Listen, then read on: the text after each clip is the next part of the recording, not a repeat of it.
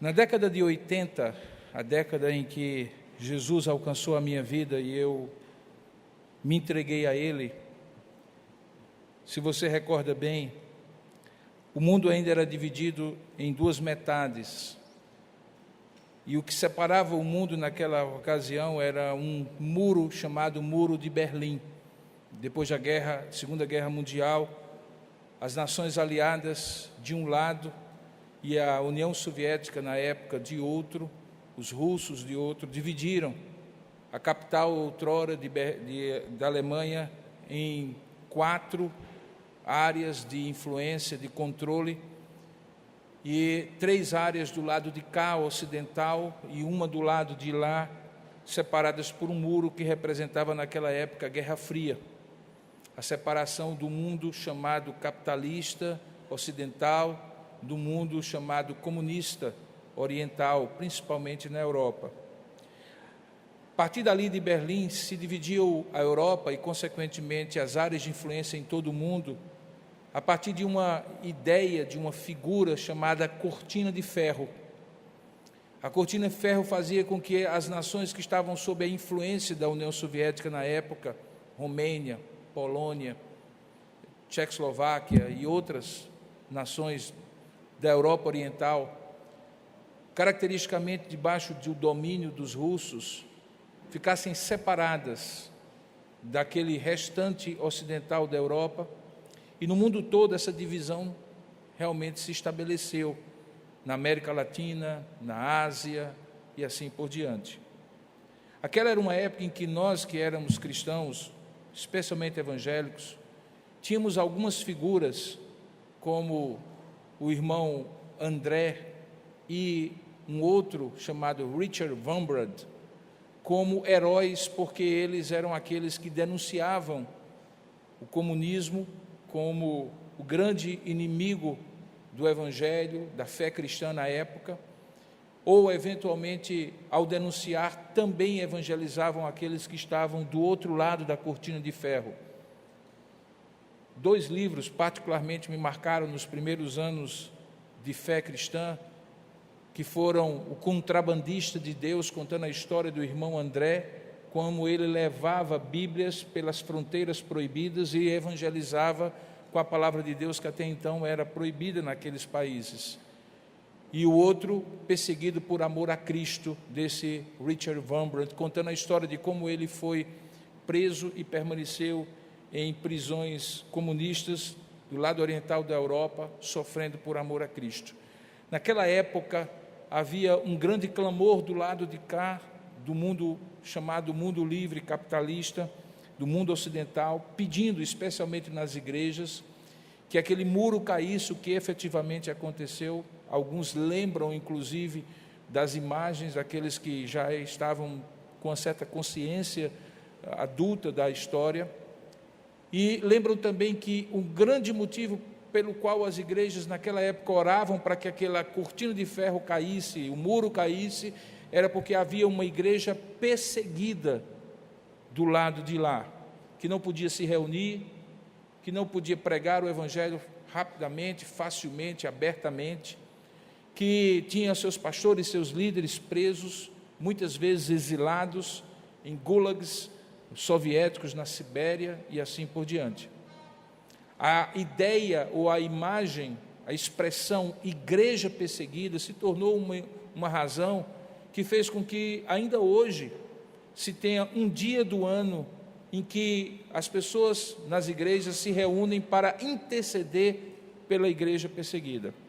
Só que hoje, não mais por aquelas nações e por aquelas igrejas que estão na Europa Oriental, mas aquelas que hoje estão, por exemplo, em países de cultura, religião, predominantemente islâmica. A igreja continua perseguida, o perseguidor eventualmente tem mudado. Nos últimos tempos, com essa situação toda da pandemia em todo o mundo e particularmente no Brasil, novamente, a ideia de que existe uma perseguição contra a igreja se tornou ainda mais corrente e ainda mais falada e ainda mais exposta. Parece que de tempos em tempos a igreja é perseguida. por inimigos humanos, obviamente movidos pela mão do inimigo de Deus, mas sem dúvida alguma também sob o controle de Deus, que, como nós temos visto nessa exposição do livro de Atos, frequentemente Deus usa para santificar a igreja, para mobilizar a igreja, para empurrar a igreja a cumprir a sua missão. Parece que essa igreja responde melhor quando está perseguida, e parece então que em algum tempo essa igreja não é perseguida, e em algum outro tempo Deus se utiliza da perseguição para fazer essa igreja ser mais santa, ser mais comprometida com Deus. No entanto, a igreja sempre foi perseguida, desde o início, e sempre será até a volta do seu rei, quando ele vai restaurar todas as coisas. A razão para isso é dita por Paulo a Timóteo, que diz que todo aquele que quiser viver piedosamente em Cristo Jesus padecerá perseguição. Ele se referia a indivíduos, mas também se referia ao corpo de Cristo, que está na contramão da história, nadando contra a correnteza, na medida em que é agência de um reino que foi implantado por Jesus Cristo na cruz do Calvário, mas ainda está em expansão, e na medida em que se expande, incomoda o império das trevas, que é um reino subsidiário dentro do reino de Deus, algo como se fosse um parasita numa árvore saudável, que tenta tomar conta e tornar o mundo inteiro, a cultura, o sistema do mundo inteiro, como expressão dos valores do inimigo de Deus e não dos valores do Criador. A igreja, portanto, sempre esteve perseguida, e ela sempre será perseguida até a volta do Senhor Jesus Cristo. Em alguns momentos a perseguição fica mais notória e clara. Os inimigos que o inimigo maior usa ficam mais notáveis. É perceptível quem são os instrumentos que ele usa. Em outros momentos, na sua vida em particular, por exemplo, ou numa comunidade local, ou num contexto, no tempo e da história mais específicos, isso não fica muito claro, e às vezes a gente só percebe quando os efeitos dessa perseguição estão vigentes, e a gente então começa a ser afetado. No capítulo de hoje, que é o último episódio dessa segunda etapa, dessa grande série que nós estamos expondo, que é Edificarei a Minha Igreja, no livro de Atos, nós estaremos no capítulo 12, que eu convido você a abrir, do livro de Atos, falando sobre a glória e a soberania exclusivas de Deus no meio da perseguição. E por que esse tema? E por que ele encerra essa segunda temporada da série Edificarei a Minha Igreja?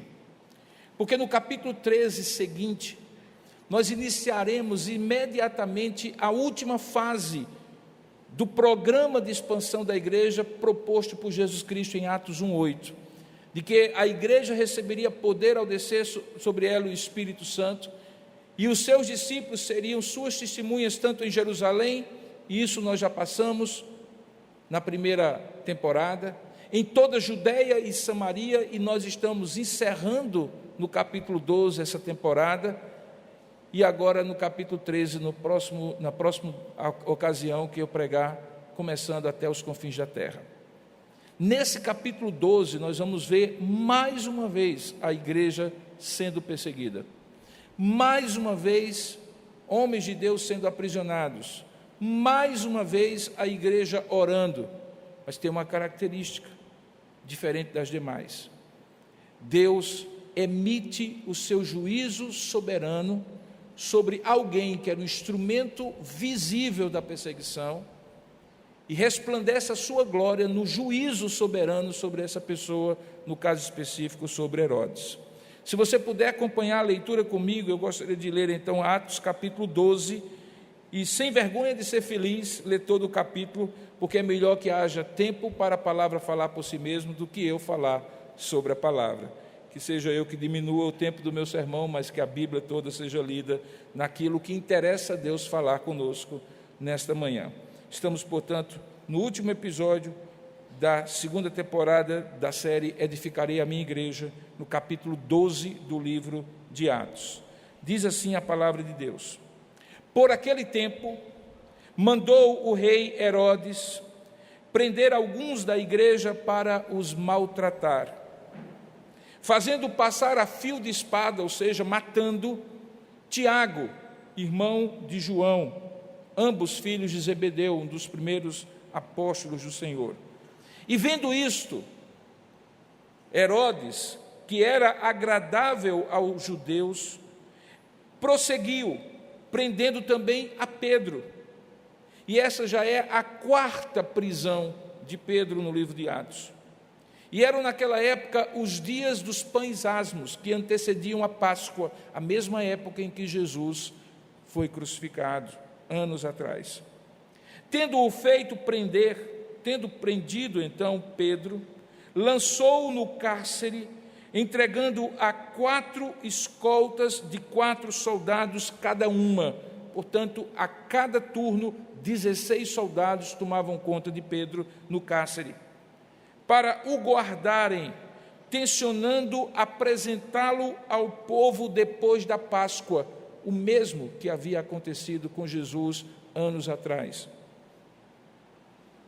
Pedro, pois, estava guardado no cárcere, mas eis aí um detalhe, comum a todos os momentos de perseguição no livro de Atos: havia oração incessante a Deus por parte da igreja a favor dele.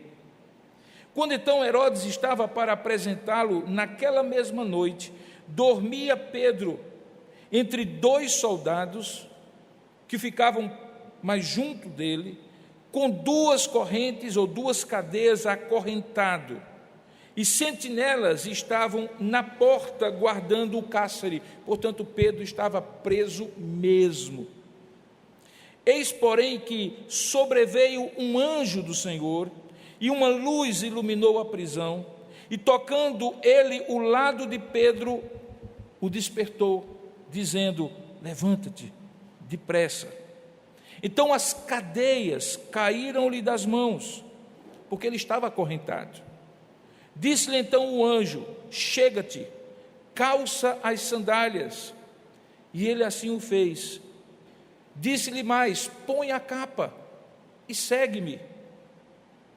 Então, saindo, o seguia, não sabendo que era, preste atenção, não sabendo que era real o que se fazia por meio do anjo. Parecia-lhe antes uma visão. Depois de terem passado a primeira e a segunda sentinela, chegaram ao portão de ferro que dava para a cidade, o qual se lhes abriu automaticamente. O primeiro portão automático da história.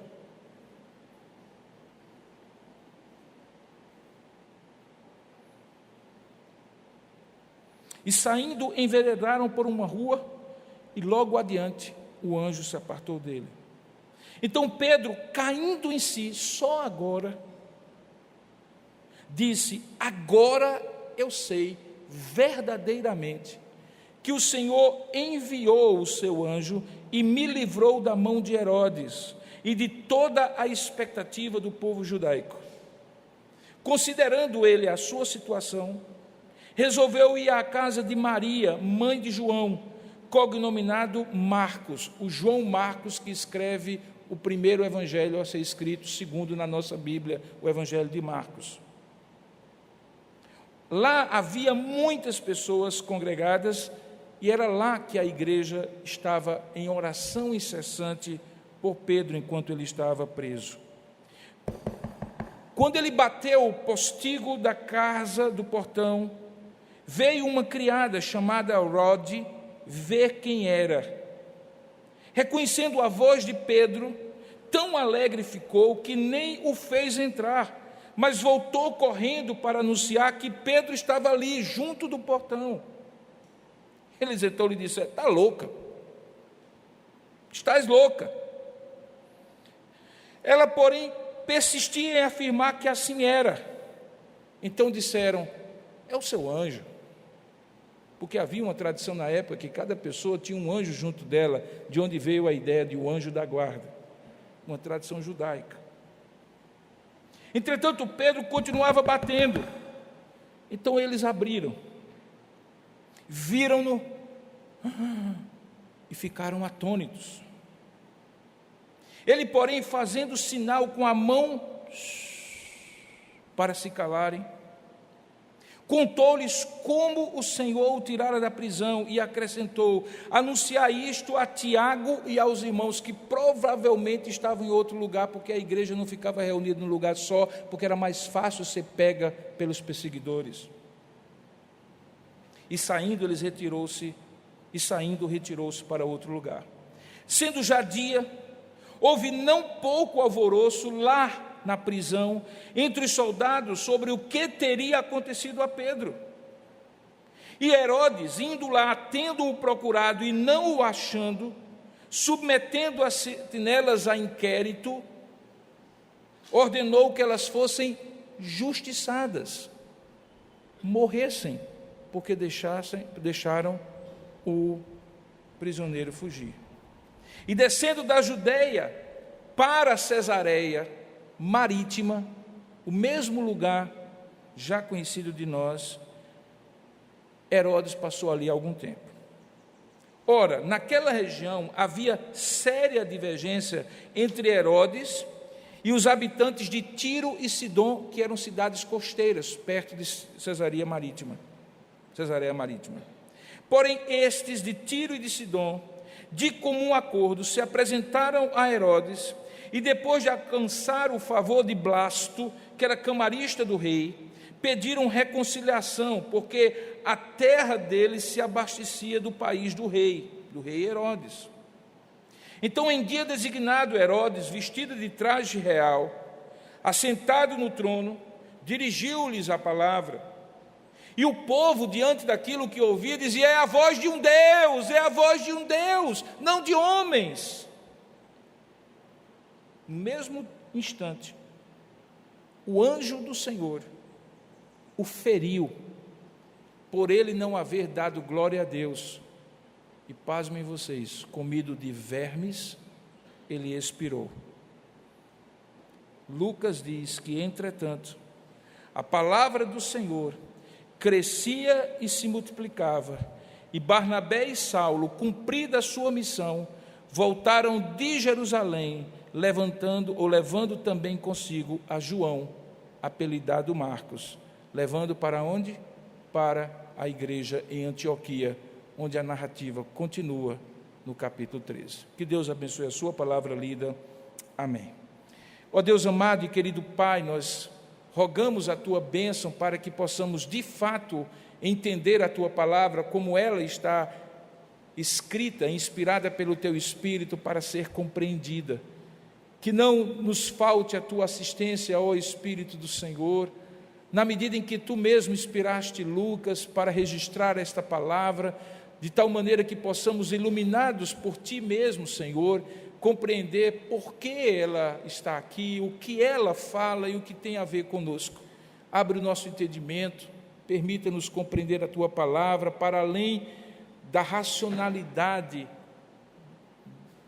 da compreensão intelectual, mas que o teu Espírito fale ao nosso coração, fale ao nosso espírito, e mesmo sendo nós fracos, falhos, pecadores, muitas vezes obedientes a ti, nada atrapalhe o fluir da tua graça e da tua palavra, para que possamos compreender a soberania e a glória do Senhor em meio à perseguição. Oramos assim, Pai, e agradecemos em nome e para a glória de Jesus. Amém. Queridos, esse Herodes não é Herodes o Grande. Logo de passagem, eu preciso dizer isso para você. Herodes, depois de morrer, teve o seu reino dividido entre os seus filhos. E você encontra outros Herodes a partir da morte do rei Herodes, dentre os quais esse, que era o governador, o rei daquela região mais ao norte de Israel, onde estava acontecendo esses fatos e para onde a igreja estava crescendo, era um vetor de crescimento naquela direção. Esse Herodes, a semelhança do seu pai, que havia, desde a época do nascimento de Jesus, perseguido a igreja que estava ali no ventre da Virgem Maria, porque era o rei Jesus que estava para nascer, e você recorda-se que ele mandou matar todas as crianças de 2 anos para baixo, a ponto de José e Maria terem que fugir para o Egito, e dali vir o Salvador. A semelhança do seu pai, Herodes, era alguém que vivia o dilema de todo aquele que está no poder, especialmente no poder político. Viver para agradar e sustentar-se no poder. Se você olhar direitinho, diz o texto que naquele tempo, verso 1, Herodes mandou prender alguns da igreja para os maltratar. Faz parte, muitas vezes, da história, a ideia de que o governante de plantão precisa exercer o seu suposto poder e a sua suposta soberania por meio de atos tirânicos, despóticos, autoritários. Parece ser esse o caso de Herodes. Ele queria fazer uma demonstração de força, de poder, e as vítimas de plantão, os vulneráveis de plantão, era a igreja. Não é a primeira vez que a igreja é perseguida pelos judeus, até então, até ao ponto de um dos seus principais líderes, Estevão, um dos diáconos eleitos em Atos capítulo 6, ser martirizado, e ali uma grande perseguição, que na nossa Bíblia chama-se de primeira perseguição à igreja, mas que nós sabemos que já era decorrente de uma série de pequenas perseguições, desde o capítulo 3, quando aquele coxo é curado e Pedro e João pela primeira vez são presos e apresentados diante do Sinédrio, onde são julgados, açoitados e proibidos de pregar o Evangelho. Herodes vivia naquele momento a necessidade, sabe-se lá por quê, de demonstrar esse poder e essa suposta soberania e glória pessoal sobre aqueles que eram os mais vulneráveis. Diz então o texto que ele prendeu alguns da igreja para os maltratar. E sabendo da liderança dos apóstolos àquela altura, muito baseada na pessoa de Pedro, de João e de Tiago, 3 dos 4 primeiros discípulos e apóstolos de Jesus, ele passa ao fio da espada Tiago, irmão de João. Isso, inclusive, precisa ser levado em conta por você ao ler a carta de Tiago, que está lá no final da Bíblia, porque aquela carta de Tiago não é escrita por este Tiago, apóstolo de Jesus, mas por Tiago, irmão de Jesus, que na época que Jesus estava aqui vivo, nem crente era. Ele veio a se converter depois da ressurreição de Jesus. Esse Tiago, que era conhecido como uma das colunas da igreja, e a quem Paulo, depois de convertido no capítulo 9, chega a se encontrar com Pedro, João e Tiago, portanto, aquele que era coluna, uma das forças, baluartes da igreja em Jerusalém, esse Tiago é passado a fio da espada e se torna, então, o segundo mártir da igreja, conhecido pelo nome. Talvez outros morreram além de Estevão, além de Tiago. Eles dois são nomeados. Perceba que no verso de número 3, no texto que nós lemos, aquilo que provavelmente era a intenção primitiva, primeira de Herodes, se revelou como uma boa política de demonstração de força e poder, porque diz o texto que vendo ser isto, agradável aos judeus, ele prosseguiu prendendo também a Pedro, e era uma época muito significativa, porque era a época dos pães asmos, aqueles 7 dias que antecediam a Páscoa. Obviamente que Pedro e toda a igreja fez uma relação natural, uma correlação natural ao que tinham vivido anos antes, quando nesta mesma época Jesus havia sido também preso, também morto na cruz do Calvário. Provavelmente Lucas faz essa relação no texto para demonstrar que, apesar de terem sido somente 2 os diretamente atingidos e nomeados na narrativa, Tiago com o martírio, Pedro com a prisão, mas na mentalidade de toda a igreja, provavelmente era esta a ideia de Lucas, estava feita a relação, e obviamente o terror se espalhou naquela igreja, porque logo eles perceberam que talvez acontecesse com eles, os apóstolos, mas também com toda a igreja, aquilo mesmo que havia acontecido com todos os outros antes dele, daquela grande perseguição que a gente viu a capítulos anteriores, depois da morte de Estevão, mas principalmente a morte de Cristo no Calvário, Páscoas antes. No entanto, veja que, apesar de ele prender a Pedro e fazê-lo de maneira muito clara, mostrando o poder que ele tinha, designando 16 soldados em 4 escoltas diferentes, por turno, para segurar aquele homem na cadeia, era uma demonstração exagerada, exorbitante de força, porque Pedro era apenas um homem. A reação da igreja é a reação que demonstra, apesar do terror iminente, que ela confiava na soberania e na glória de Deus no meio da perseguição, acima de tudo. Portanto, o primeiro destaque que eu quero dar é sobre a consciência que a igreja tinha de que Deus estava no controle e que a glória dele, ao final de tudo, seria realçada e não a glória de homem algum. Porque, obviamente, você há de concluir que um tirano como Herodes, que demonstrasse esse poder, seria reconhecido por todos como um homem muito glorioso, o que acaba acontecendo no final da narrativa, a gente vai chegar até lá. Mas a igreja se curva diante do único que ela reconhece e confia que tem controle sobre todas as circunstâncias, isso significa a soberania, e que ao final de tudo ganhará essa dificuldade toda, superará tudo isso e demonstrará a sua glória, que é o próprio Deus. Veja que no verso de número 5, diz o texto que enquanto Pedro estava guardado, encarcerado no cárcere, portanto, visivelmente sob o suposto controle soberano de Herodes, o que a igreja fazia? A igreja orava. Essa igreja não tinha força política suficiente para fazer uma manifestação diante do palácio de Herodes? Provavelmente sim. Lembre que essa igreja era uma igreja que tinha crescido bastante.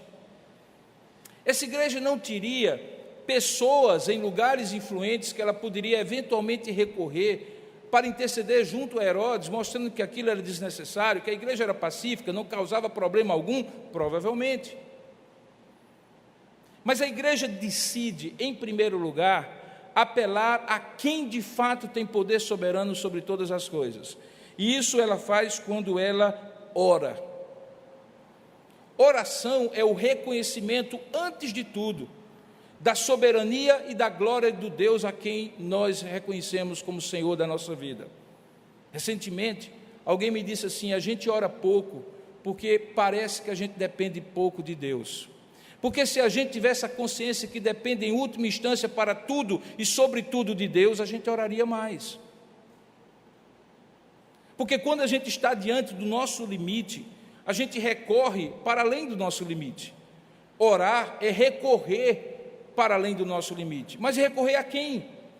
Para aquela igreja acostumada com o controle soberano de Deus sobre todas as coisas, mas também acostumada a ser perseguida, talvez se estabelecesse ali um grande dilema. Ora, nós confiamos em Deus e reconhecemos que Ele controla todas as coisas. Por que Ele então permite que essas coisas aconteçam e que, mais uma vez, nós tenhamos um de nossos martirizado e um dos nossos líderes preso? Talvez passou pela cabeça de alguns, mas eles afastaram tudo isso da mente e confiaram de maneira muito simples, muito digna, muito autêntica, muito verdadeira, naquela convicção de que a mão invisível de Deus, que é a mão de sua providência, controla e dirige todas as coisas. Por um lado, provê o seu povo das suas necessidades, porque Ele é um pai e um pastor que não nos permite sentir falta de nada, e por outro lado, é um Deus que dirige os nossos caminhos. A palavra de Deus diz que bem-aventurado é o homem que confia no Senhor, porque Ele lhe dirige os passos. Deus provê, e isso é providência. Deus dirige os nossos caminhos, e isso é providência. Essa igreja cria nisso, e diz o texto que ela estava em oração, mas não era uma oração de meia hora, era uma oração incessante. Era como se ele dissesse assim: é isso, Herodes, você pensa que prendendo Pedro, você manterá, veja que existe um paralelo aí, eu mantenho pelo tempo que eu queira, e vou mostrar o poder de colocar 16 soldados para guardar um único homem, porque sou eu quem manda. Nós oramos também todo o tempo que Pedro estiver preso, pelo suposto controle que você, Herodes, tenha, porque nós realmente oramos ao Deus que realmente está no controle e que realmente vai manifestar a sua glória.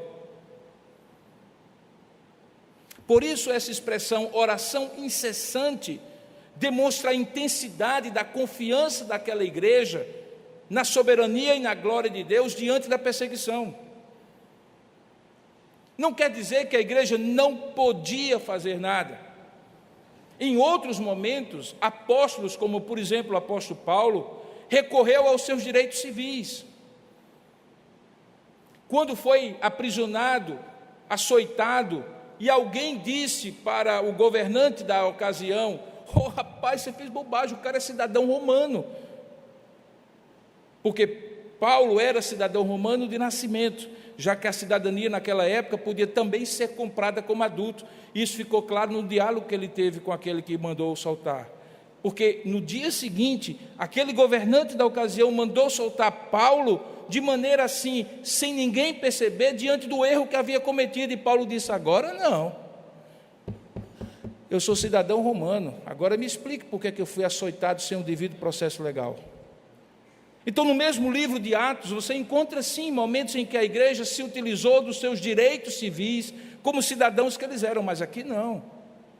Aqui ela entendeu que a motivação de Herodes era uma motivação que podia ser combatida, e só podia ser combatida pela oração.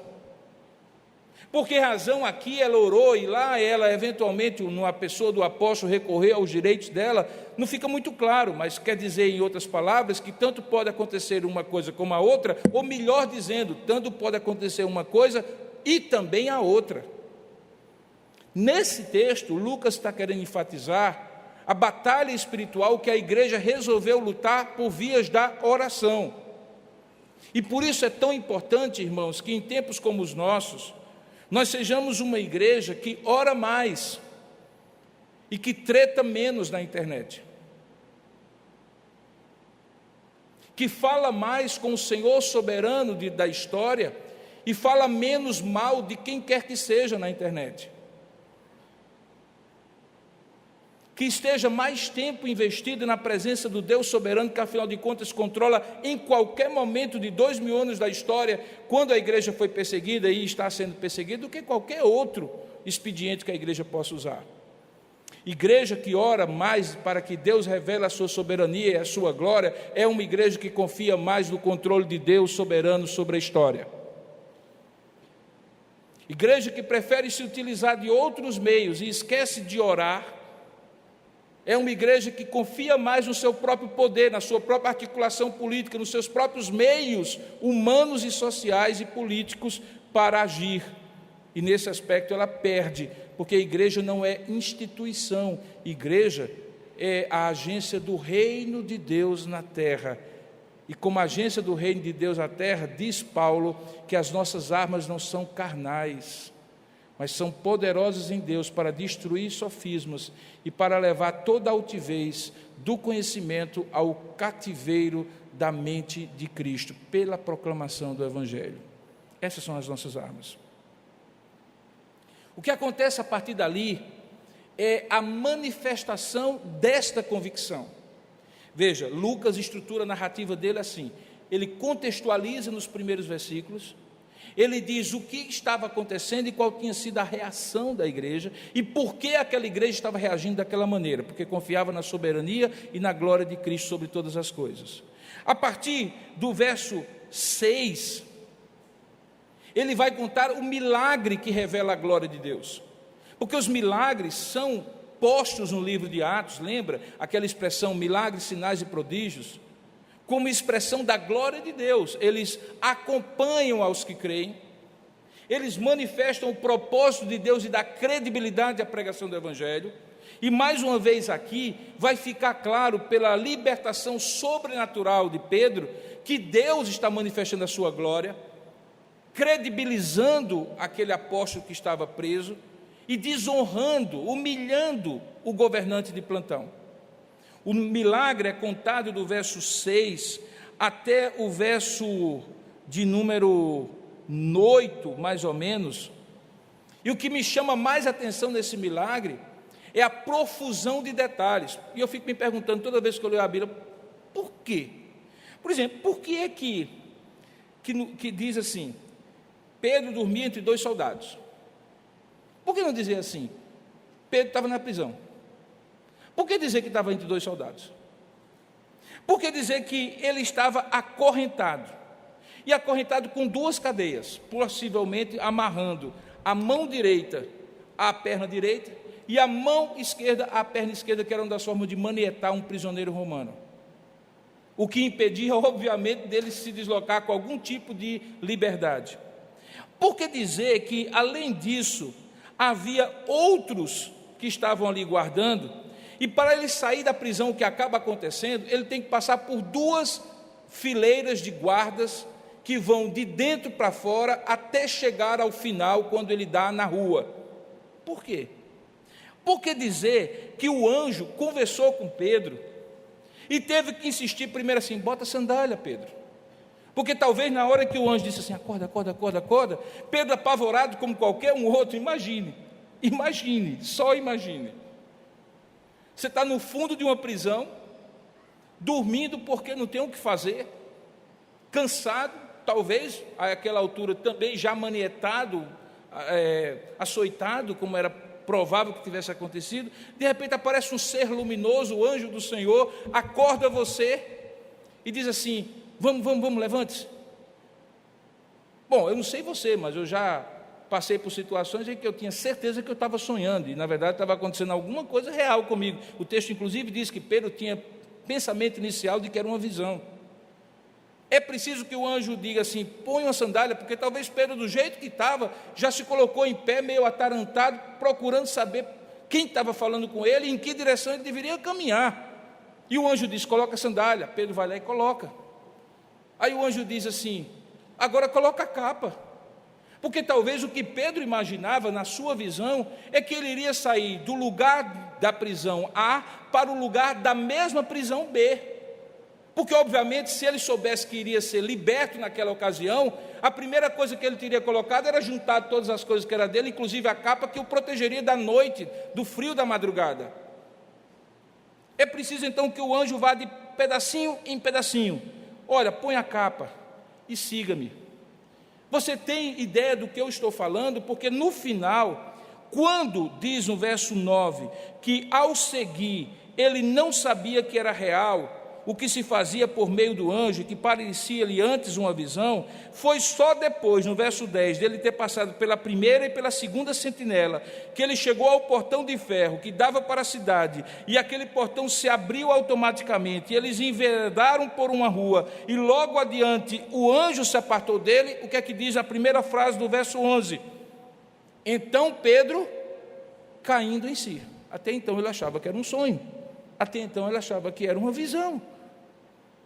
Ali, quando o anjo desapareceu, ele se viu fora da prisão, ele disse, rapaz, é real. É real. Toda essa profusão de detalhes era para mostrar somente uma coisa: Pedro não tentou se soltar. Pedro não facilitou ou aproveitou uma facilitação e um descuido dos guardas. Não foi nada que Pedro fez. Não foi nada que a igreja de fora fez para soltar Pedro. Não foi uma negligência dos carcereiros. Toda essa narrativa é para dizer assim, houve algo extraordinário. O milagre revelava a soberania de Deus, que não respeitou as cadeias, não respeitou as sentinelas e muito mais, não respeitou Herodes. Fez o que quis, quando quis, do jeito que quis, para cumprir o seu propósito. O propósito era tirar Pedro da prisão. Quando ele percebe que aquilo era real, quando ele caiu em si, ele disse, veja o verso 11, agora eu sei verdadeiramente, ou seja, agora eu tenho certeza que o Senhor, olha só, o Senhor enviou o seu anjo para o quê? e me livrou da mão de Herodes e de toda a expectativa do povo judaico. Milagre que é milagre, uma vez ocorrido, dá a quem recebe a percepção, o conhecimento da soberania e da glória de Deus que está fazendo aquele milagre. Milagre que é milagre nunca é atribuído a homem.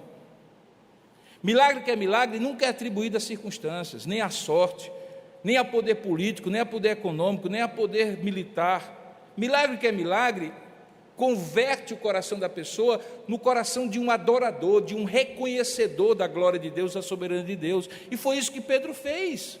Agora eu verdadeiramente sei que foi o Senhor que enviou o seu anjo e me livrou. E olha só a consciência do que estava em jogo ali. Ele me livrou não da prisão. Pedro não entendeu que Deus apenas havia evitado que ele continuasse preso, nem mesmo que apenas Deus havia evitado que ele fosse martirizado. A questão não era ele. Quando o milagre de Deus acontece, você vê o tabuleiro inteiro, e não aquele pequeno movimento de peão que Deus fez. Você consegue transcender ao que está acontecendo com você. Você começa a perceber que aquele milagre tem implicações, reverberações, repercussões para a sua família, para a sua comunidade, para o macroprojeto de Deus que se chama Reino de Deus. Pedro compreendeu isso, ele disse assim, sabe o que é que Deus fez aqui? Não foi só me livrar não, ele frustrou, ele humilhou o poder de Herodes. Ele frustrou e humilhou a expectativa de todo esse povo que queria fazer comigo o que havia feito com Cristo, para manietar a igreja, para impedir que a igreja começasse a crescer. Ele entendeu o macro a partir do seu micro. Ele abriu os olhos para o todo a partir do mínimo que Deus havia feito com ele, que já era uma grande coisa. Se fosse só para livrar Pedro, já seria uma grande coisa. Em Atos capítulo 16, há uma história parecida com essa, em que os personagens são diferentes. Lá é Paulo e Silas, lembra da história? Saulo e Silas estão na prisão de Filipos. A igreja de Filipos é plantada a partir da conversão de 3 pessoas que são nomeadas. Uma jovem adivinhadora que era possessa de demônio, uma mulher muito rica, mercadora de púrpura, que chamava-se Lídia, e um homem que era carcereiro romano. Naquela história, há muitas similaridades com essa. E veja que quando Silas e Paulo estão cantando, aqui ele estava dormindo, lá eles estão cantando, Deus se utiliza de um terremoto para abrir todas as cadeias. Mas a história não é contada para contar o milagre, a história é contada para que quando aquele homem, carcereiro de Filipos, que é conhecido assim, resolve dar cabo de sua própria vida, antecipando o juízo que lhe iria ser feito, a corte militar que ele haveria de ter que comparecer, e consequentemente a pena de morte que lhe seria imposta por deixar que que um prisioneiro romano fosse solto, ele pega da espada para matar a si mesmo. E aí você conhece o resto da história. Não faça isso. Aquele homem é convertido, é batizado, cuida de Paulo, dos vergões de feridas, lavando, sendo batizado por Paulo, ele e toda a sua casa. Ele se torna uma das colunas da igreja em Filipos, junto com Lídia e junto com a jovem adivinhadora. Perceba que tanto no milagre como no outro, tanto Paulo como Pedro aqui têm consciência que o milagre não é apenas o que acontece com eles, mas o que vai acontecer por meio do milagre que aconteceu com eles a muitos que estão ao seu redor. Deus usa aquele carcereiro e tudo aquilo, e uma igreja floresce. Por isso que a história está ali. Aqui, Deus livra Pedro de Herodes, e ele então cai na real, e quando cai na real, o que é a conclusão que ele chega? Ele me livrou, verso 11, da mão de Herodes e de toda a expectativa do povo judaico.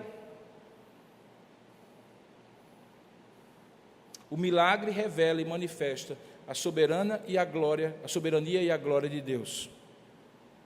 Veja que a partir do verso 12, Lucas continua narrando agora aquele encontro que a oração solicitava a Deus que acontecesse. Bom, eu imagino que você concorda comigo que quando a igreja estava orando incessantemente, Qual era a expectativa da igreja? Era que Pedro fosse solto.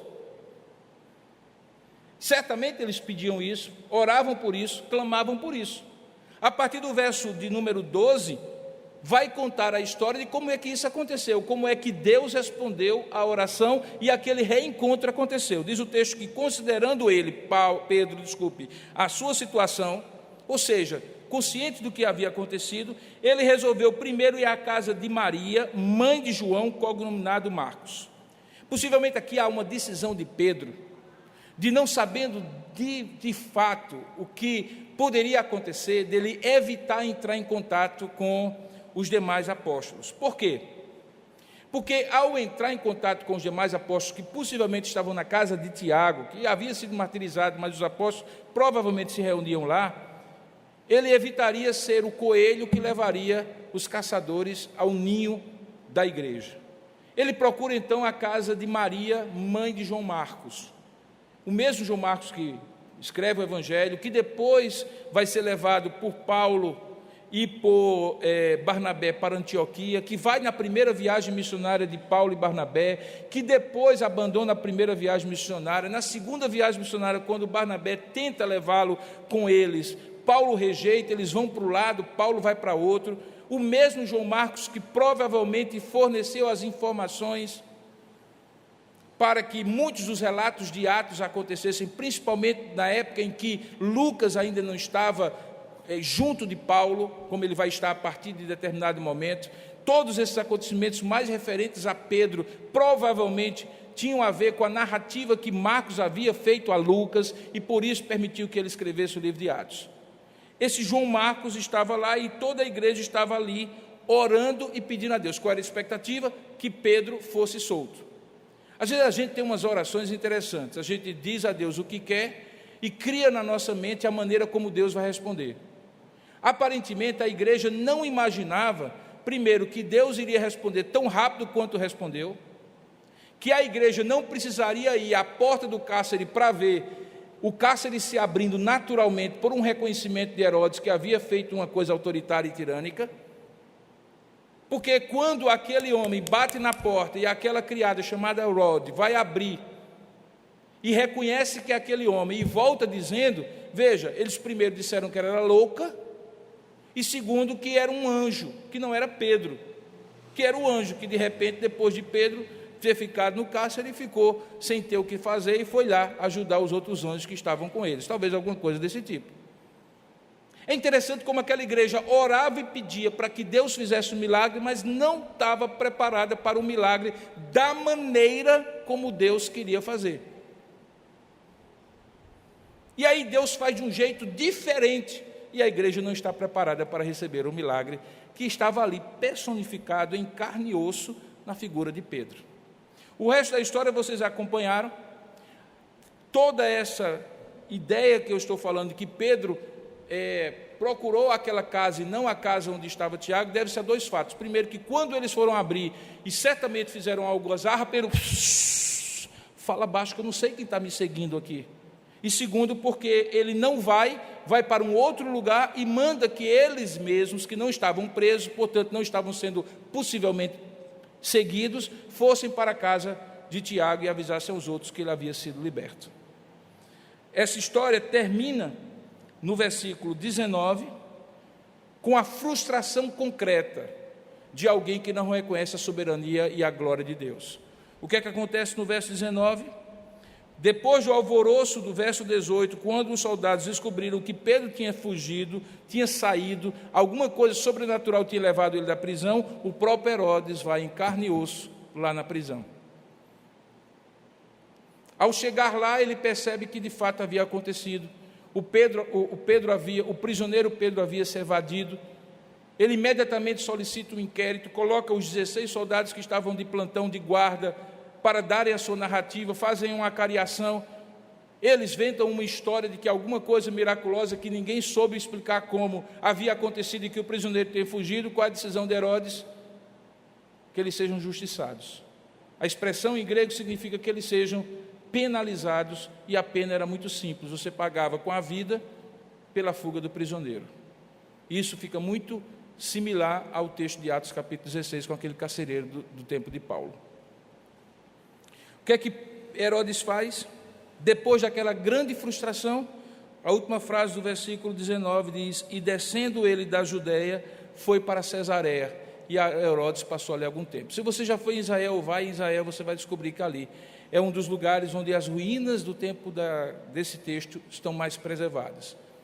A fortaleza que havia ali, a casa de verão de Herodes, dos Césares romanos, era uma construção monumental que você conhece pelas ruínas. Era um lugar agradabilíssimo, à beira-mar, uma casa de veraneio. Era um lugar onde Herodes e os Césares romanos, aqueles que um dia ocuparam aquele lugar, fugiam da loucura que era o centro do poder em Jerusalém. Com toda aquela pressão, além do calor, além de toda aquela situação ali extremamente abafada, politicamente falando, religiosamente falando e até mesmo geograficamente falando. Eles tinham 2 lugares de refúgio. Um deles era Cesareia Marítima. O texto está assim porque Lucas está querendo dizer assim: o cara ficou tão frustrado, mas tão frustrado, que disse assim: eu vou para Camboinha. Eu vou tomar uma aguinha de coco, porque não pode um negócio desse. Eu vou tomar um banhozinho de mar. Eu vou descansar um pouco. E ele foi, diz o texto que ele não ficou por muito tempo lá, ou melhor, ficou por algum tempo lá. E aí vem a última parte do texto que nós lemos, que revela não apenas o milagre que concretiza a soberania e a glória de Deus, a oração que antecipa o milagre que visibiliza a glória e a soberania de Deus, mas agora, quando alguém não reconhece a soberania e a glória de Deus, qual é o tratamento que Deus dá a alguém? Você já deve ter ouvido falar de um texto do Antigo Testamento que diz: a minha glória não darei a outrem. O que é a glória de Deus?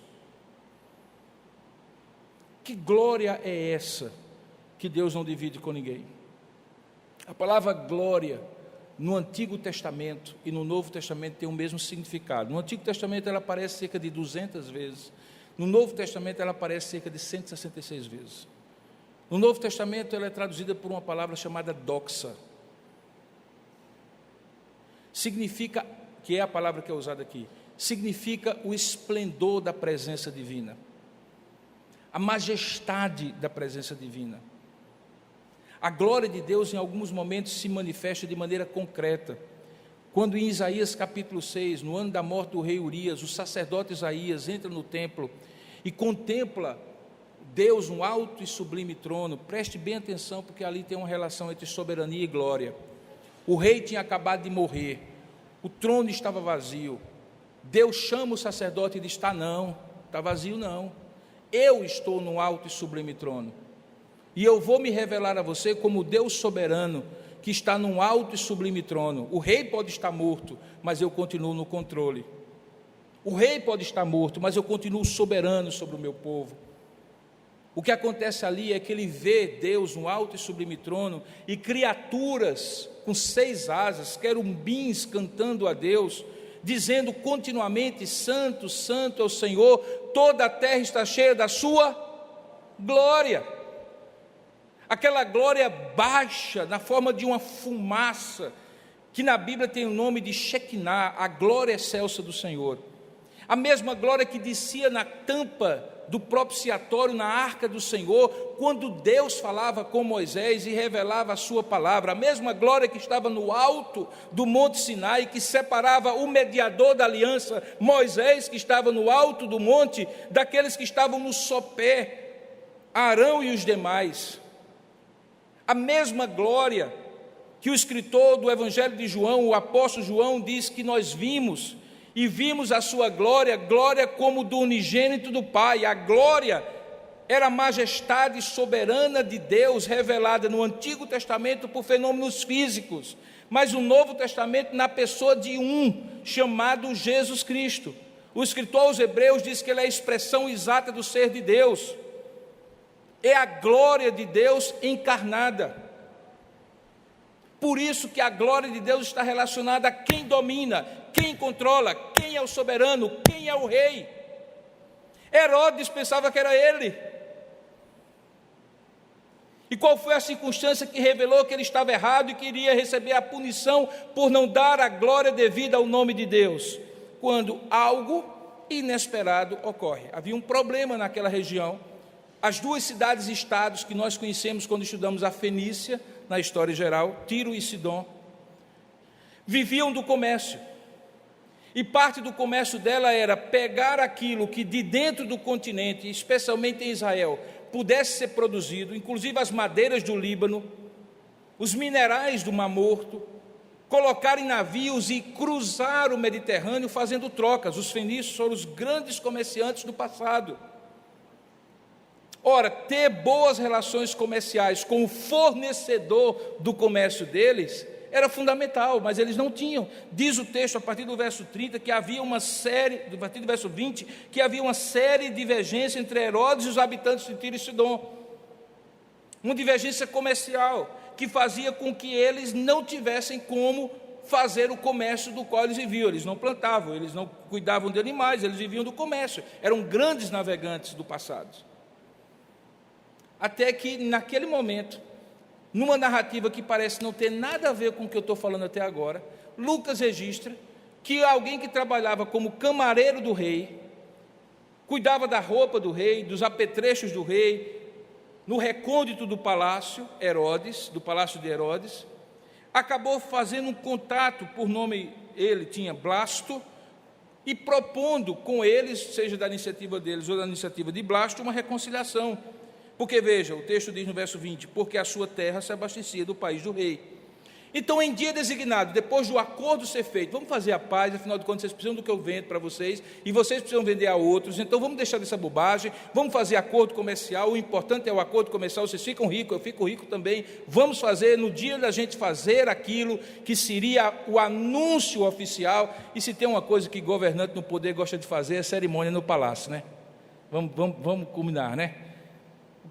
O cara às vezes inaugura até ponte que ainda está para terminar, quanto mais uma cerimônia, um acordo comercial como esse. Herodes convoca todo mundo e começa a falar. O texto não diz o que ele falou, mas eu imagino.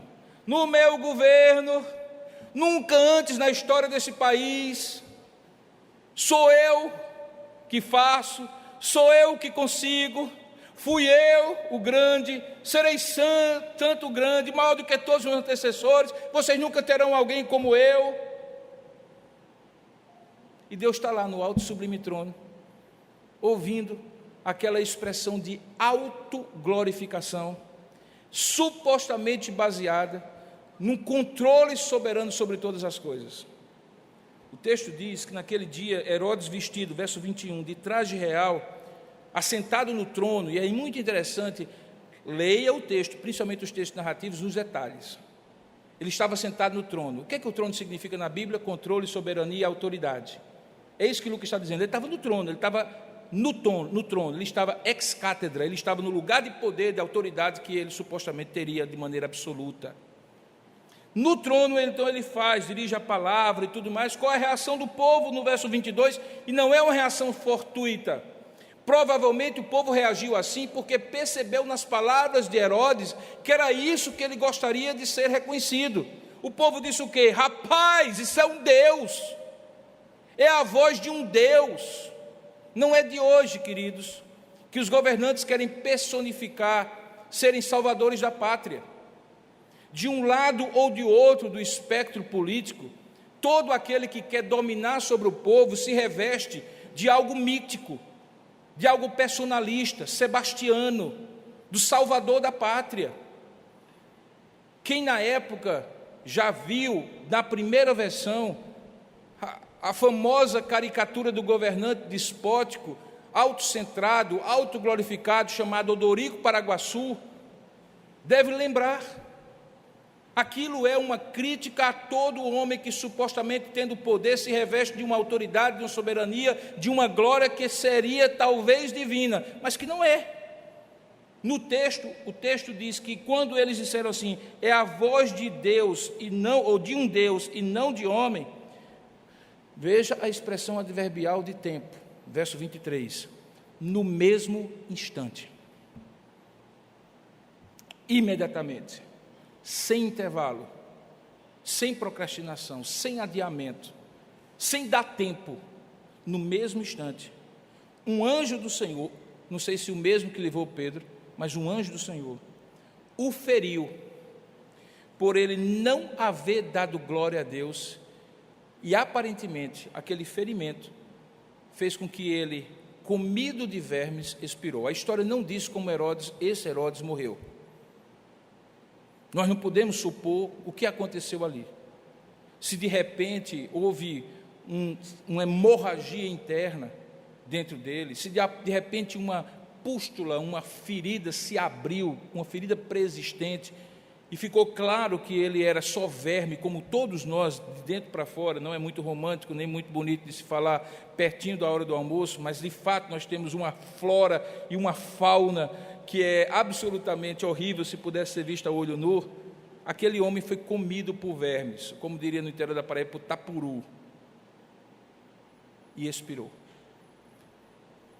O aposto da frase é: por não haver dado glória a Deus. Qual foi a razão que ele morreu? Foi por não haver dado glória a Deus. Agora veja, toda essa narrativa tem uma sequência. Eu estou falando que desde o início, quando Herodes quis agradar aos judeus, e Deus impediu livrando Pedro, qual era a ideia? Era mostrar quem tinha poder, quem merecia o reconhecimento da soberania completa, da glória de um governante que domina sobre tudo e sobre todos.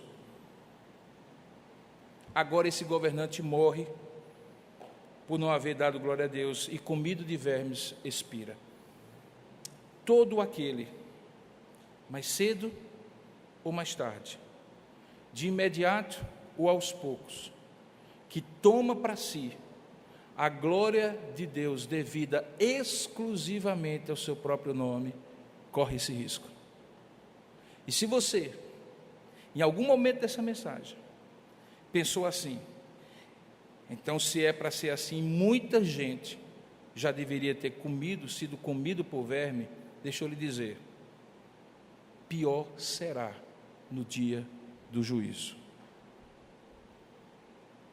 Herodes é um exemplo antecipado, uma primícia, uma manifestação precoce do que vai acontecer com todo aquele que não der honra e glória ao único e soberano Senhor Jesus Cristo. Esse texto termina mostrando que enquanto isso acontecia em paralelo, verso de número 24, a palavra do Senhor crescia e se multiplicava, e isso ele faz como aquelas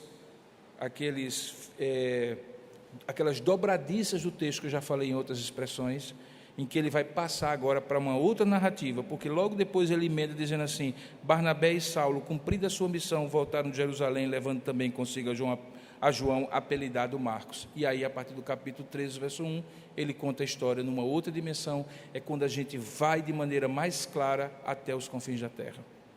Queridos, o que é que tudo isso tem a ver conosco hoje?